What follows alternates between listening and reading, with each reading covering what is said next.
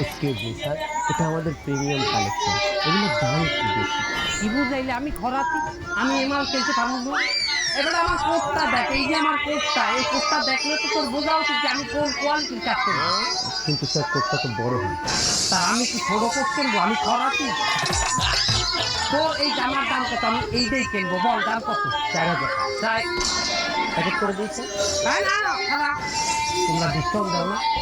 ঠিক আছে স্যার, নেন, আপনার জন্য দিলাম 10% ডিসকাউন্ট দিলাম। তোরা খরাতি খরাতি করে খরাতি, তোরা 10% ডিসকাউন্ট কি করে দিবেন না ভাই? আচ্ছা, কত পার্সেন্ট ডিসকাউন্ট আপনাকে দিলে আপনার মনে হবে যে আমরা বড় লোক?